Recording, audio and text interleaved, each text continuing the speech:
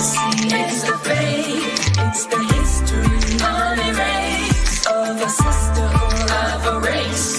It's the strength of me, it's the strength, it's the legacy, it's the faith, it's the history, unerased of a sisterhood, of a race. In my shoes, listen to my blues. I stand before you, resilient. So hey everyone, Unerased Black Women Speaks is back. This is our bi-weekly Thursday IG Live series that we started over the summer. We're back after like an extended hiatus. So we'll have a couple of more sessions this year, and then we'll pick up right in January. You'll see us every other Thursday with someone new. This week, I'm talking to one of our in-house team members, Stephanie Renee, who's our new coordinating producer. Stephanie, why don't you tell everybody a little about yourself and how you got to Unerased? Indeed. Well, I am one of those lifelong people who likes to talk.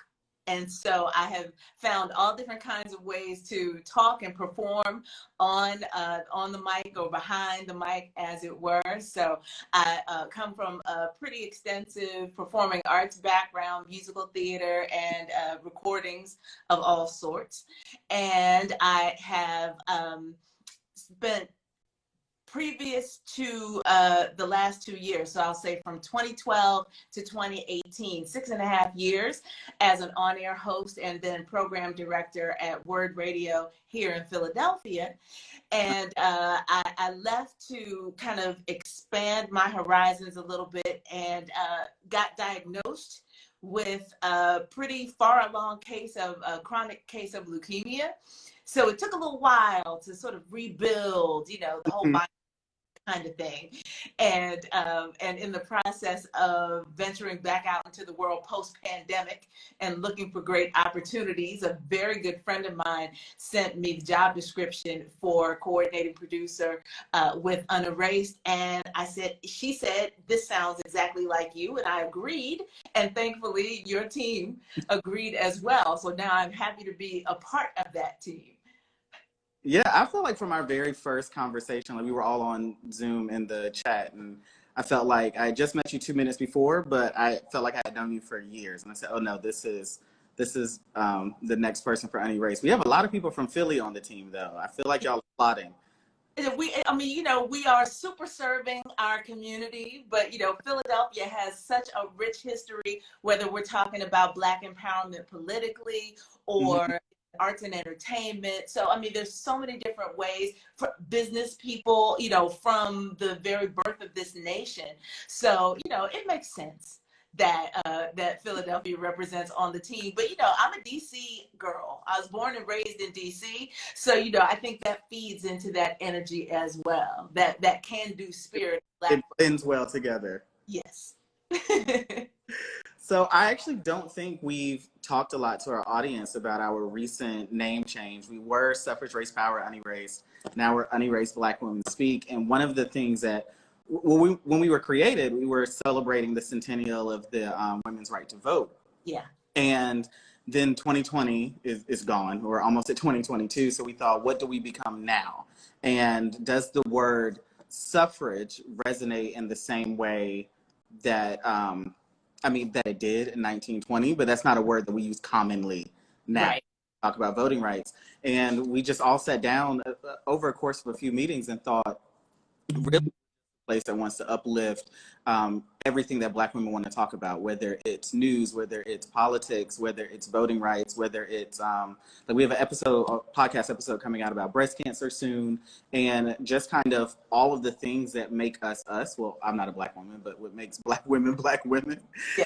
And we just moved to like, you know, let's just really brand this Unerased thing that we can always find something that needs to be uplifted and talked about. And that's one of the things that we really love doing with our podcast series that you're so diligently helping us with and pulling. Well, you know, but one of the things I think is really important is that, you know, I think suffrage is a word like feminism that a lot of people in our community have sort of felt boxed out being able to claim that as our own, despite the work of so many people, from Sojourner Truth to Fannie Lou Hamer to Ella Baker. I mean, there are so many people who have been organizers and have stressed to us the importance of being in this space where we understand that our voices have power. Mm-hmm. And so, to really extend into that idea beyond just suffrage to the fact that Black women are speaking, to me, implicit in that is that we are speaking and we deserve to be heard. And so we're going to do that with political power. We're going to do that through a lot of different subject areas as we continue to expand the reach of the podcast.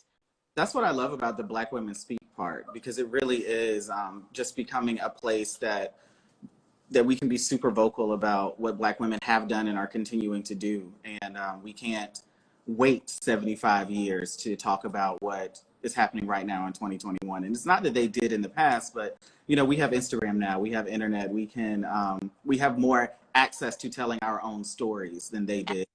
I think part of uplifting and honoring their memories is to talk now, because if Ida B. Wells had Instagram, I'm sure she would be going live to tell everybody about organizing.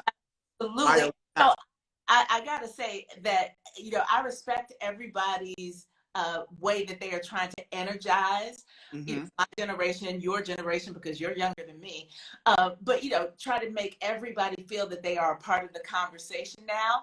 But I have taken issue with T-shirt memes that say I'm not my grandparents. Oh, I hate that. I hate that so much. Because listen, my grandmother was gangster. My abuela was all about the business. And so, this idea of building on our ancestors instead of saying that, we're a new generation and we're not like whatever perception we have of the way that our ancestors resisted. Yeah. Wasn't as powerful as what we're doing now. That's a mess. We have a lot to learn from them and join with them to continue the resistance now. Because honestly, we are because they were. So I know, like, the person I am, the things that I believe in and care about has a lot to do with my mom, my dad, my grandparents, my great-grandparents, the ones I was able to meet. And it's strange to me to want to disconnect yourself from your own, like, history. Yeah. Yeah, and some of the elders who didn't share real information about the struggle were in their best intentions trying to save us from some of the pain that they endured.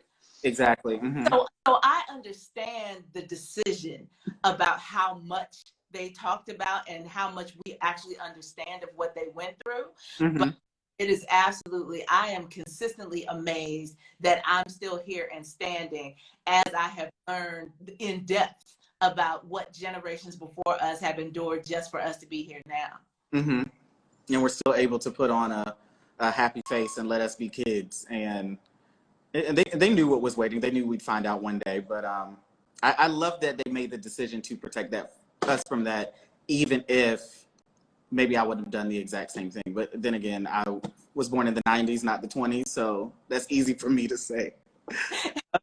But, I also like the fact that one of the voices that we're hearing emerge now is this idea that rest is resistance and joy is resistance. So we got to claim it all. There's nothing, we don't have to cut off the crust of any of this experience of ours. You know what I mean? I just think we have to get to a point where we embrace it all and we look to this multi-generational focus that we certainly have now with the podcast, and looking to hear from people that are my age, younger and older, to inform us about the journey so that we can all benefit.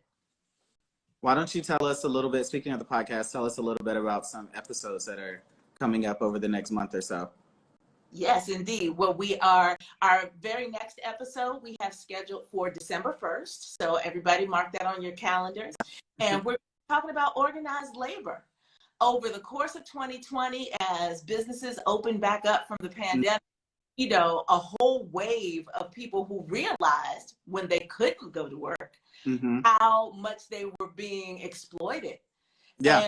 So, this idea of the power of unions, but also the power of the labor force in general, thinking about whether to unionize and what it means to demand fair wages, to demand better benefits, and all of the conditions that go in that. What does that mean for the 21st century? So our labor pains, union, yes. Episode is coming up on December 1st. And then I get the pleasure of sitting down with our executive producer and our host, Carolyn Malachi and Gwen McKinney, and talking about the best of, looking back at some of the wonderful conversations we've had over the course of 2020 and setting the table for how we move forward into 2022. I'm excited for that. You can find us at anywhere you listen to podcasts, pretty much. Just search Unerased Black Women Speak. If you can't find us, that's fine. Come to the website. We have a podcast tab, and it'll take you to whatever streaming services you want. You can also listen on the site and read some more additional resources we have, a bit more about our guests that are speaking, and then great, cover art and stuff. We love to uplift Black artists. Absolutely. And you do a great job with that. So I would take your bow for searching out all these wonderfully talented people from our community and giving them a platform to elevate their work. Yeah, of course. I wish when I was a kid, I wanted to be a painter really bad. And I guess I still could, but I wasn't necessarily good at it. So that's what started the obsession with, anytime I'm anywhere, I'm always looking to see the art that's around and trying to save it and amplify it. Maybe one day I'll make something. We'll see. Yeah, well, that is not my gift. I gladly defer. I try to support people. Exactly. Art, their thing. I can do it through a camera lens, but with my hands, that is not. So it looks like we have just a couple of more minutes. Is there anything you want to add or leave us with, Stephanie? No, well, now I just want to shout out. So for people who are completely unfamiliar with Unerased, we also have a great original theme song that was written by our host, Carolyn Malachi. So, we're coming at you on all fronts here when we're talking about bringing the culture along with the history and the conversation. So we want people to engage and one of the other big platform pieces that we have with the website is dedicated to our elder sisters. So Primetime 55 Plus is all about engaging elder women and making sure that they don't get pushed in the background any further. We already have the burden of sexism. We already have the burden of racism. Mm-hmm. Let's not add ageism to the way that we deal within our community. And so primetime55plus.com is all about really engaging. We have a directory of these fabulous women and all the work that they to do. So we also want, if elder sisters are tuned into this IG Live and you would like to be listed in our directory, reach out, hit us up. We want people to know who you are and what you're doing as well. We certainly will look at what your area of expertise is in consideration for featuring on a future podcast. So, that is a big deal, and we want people to know that that exists also. Yeah, I love what we're doing with Primetime. One of the things you often hear when we complain or do social media campaigns about the erasure of Black women on TV, and producers will say, well, we don't know any. And, that's never really been an excuse. But now we have an entire catalog online. You don't have it because you don't want it. So let's take a look at. And it's not like Romney's binders full of women. This is a whole different situation. Yeah, exactly. And we'll have some of our prime timers on our live series with us too. So you'll get to meet them, a dynamic group of women that represent all sectors, art, history, politics, law, organizing. It's just really amazing to see such a diverse group of people in one spot, ready to work, ready to fight the good fight and talk. And we need to support them in that. So definitely primetime55.com. Yes.